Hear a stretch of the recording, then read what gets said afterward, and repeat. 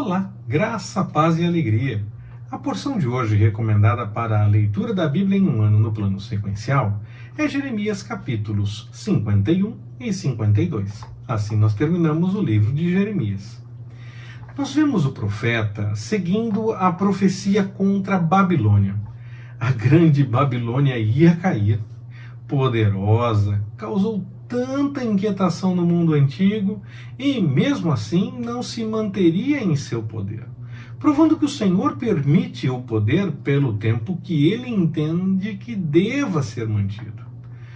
Nós já lemos em outra passagem que Jeremias enviou aos cativos de Babilônia uma correspondência que recomendava plantar, colher, casar e essas coisas todas, porque o exílio iria durar 70 anos.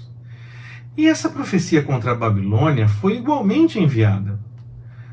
Fala que foi ainda durante os dias de Zedequias, como aquela anterior teria também sido enviada da mesma forma.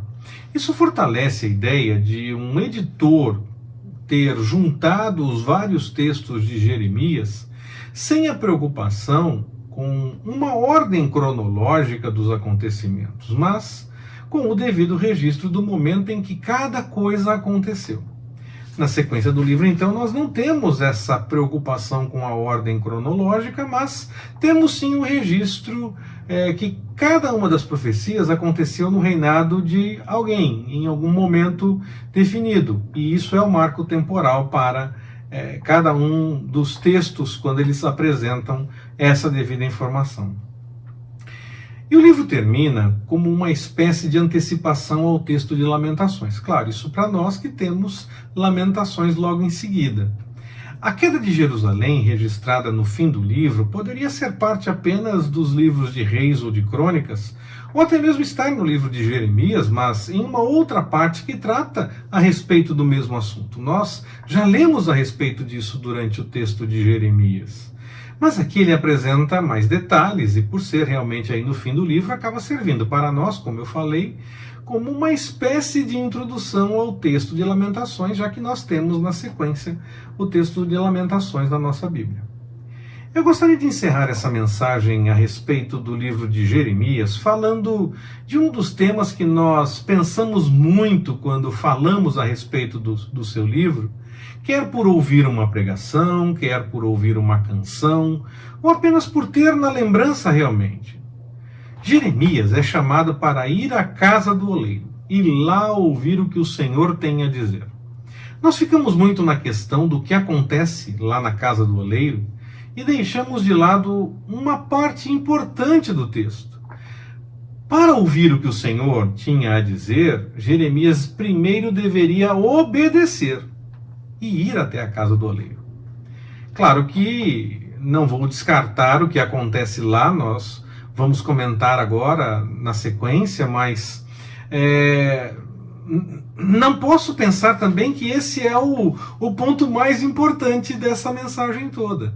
Nós falamos muito a respeito disso, como eu disse, devo falar agora já na sequência, mas é importante ressaltar que se Jeremias não entendesse que devia ir até a casa do oleiro, ele poderia nem mesmo ter ouvido o recado da parte do Senhor. Afinal, a primeira observação para Jeremias foi: dispõe-te, desce até a casa do oleiro e lá você vai ouvir as minhas palavras. Nós queremos que o Senhor nos molde e faça algo novo, nos dê algo novo para viver, e nós devemos sim querer isso. Essa parte é extremamente importante nessa passagem do capítulo 18 de Jeremias. É importante que o erro, o que é quebrado, o que é estragado, seja renovado pelo Senhor. Não remendado ou colado, mas feito novo, como acontece com o barro ao ser moldado. Se algo sai do controle e não fica bem feito, não é tentando dar jeitinho que vai ser possível resolver. É preciso começar de novo, fazer com o mesmo barro, no caso dessa ilustração com a nossa vida, fazer um vaso novo.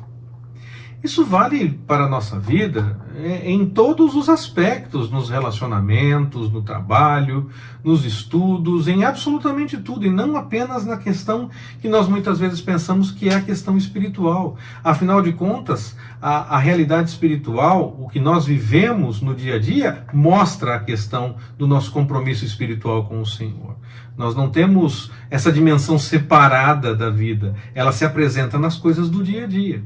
Mas principalmente, ela vale essa questão de fazer novo para a forma como vemos e encaramos as coisas da vida.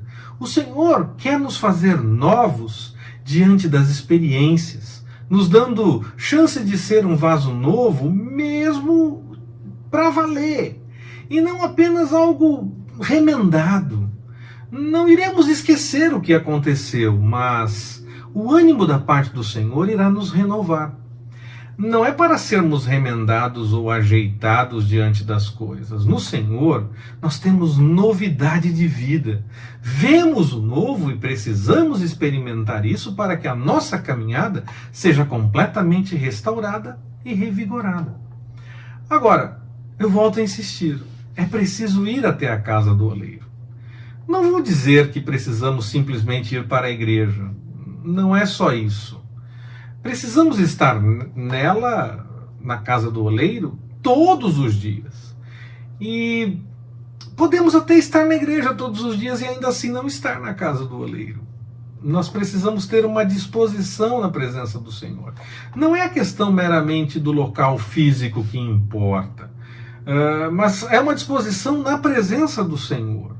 Claro, é importante estar no local físico, é importante pararmos para assistir vídeos que falem da mensagem do Senhor, ler textos e essas coisas todas, ocupar realmente o nosso tempo com essas coisas, para ouvir das coisas do Senhor, para que então a fé venha pelo ouvir da palavra do Senhor, ouvir das coisas do Senhor. Mas não é meramente isso que resolve. Nós podemos ficar ouvindo e não acontecer nada. Tem que haver uma disposição interna em querer de fato ouvir o que o Senhor tem a dizer. Não é para ouvir apenas com os ouvidos que nós temos aqui, mas com ouvidos espirituais. Uma disposição de ser como barro nas mãos do Senhor, do oleiro, é o que nós devemos ter. E se o vaso desandar, se alguma coisa precisa ser reorganizada, o oleiro deve recomeçar a fazer, com o mesmo barro, com a nossa vida. Nessa disposição, o Senhor é o oleiro e nós somos o barro, e Ele vai fazer o vaso a partir disso. A diferença é que o barro propriamente dito não pode dizer quero ou não quero para o que o oleiro vai fazer.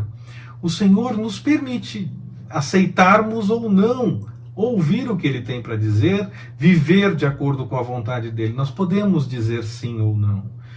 Podemos, claro, ter consequências caso não aceitemos fazer as coisas de acordo com a vontade do Senhor, mas nós temos sim a liberdade para dizer sim ou não para o que o Senhor tem para fazer em nossa vida. Melhor é dizer sim. Recomendo dizer sim. Vale a pena aceitar o que o Senhor tem para fazer. Mas nós temos a liberdade de escolha. Por isso eu destaco a necessidade de ir até a casa do oleiro. Primeiro, como foi com Jeremias, com uma postura de obediência. Nós obedecemos em querer ouvir a voz do Senhor. Jeremias deveria ir à casa do oleiro para ouvir o que o Senhor tinha a dizer. Então nós devemos querer ir à casa do oleiro para ouvir o que o Senhor tem a nos dizer. Segundo, para ouvir o que o Senhor tem a nos dizer propriamente, o que Ele quer realmente nos falar. Nós temos a disposição de ir e depois nós temos o desejo de ouvir de fato o que o Senhor tem a nos dizer. E por fim, para sermos moldados como um vaso de barro. E em vez de termos apenas remendos ou colagens, deixar o Senhor agir como o oleiro e nos fazer de novo na sua presença, de acordo com a sua vontade, para o louvor da sua glória, como vaso de honra, para exaltar e bendizer o nome do Senhor. Não aceite menos do que o novo do Senhor na sua vida. Viva o novo na casa do oleiro. Que o Senhor nos abençoe. Forte abraço Até mais, permitindo o Senhor.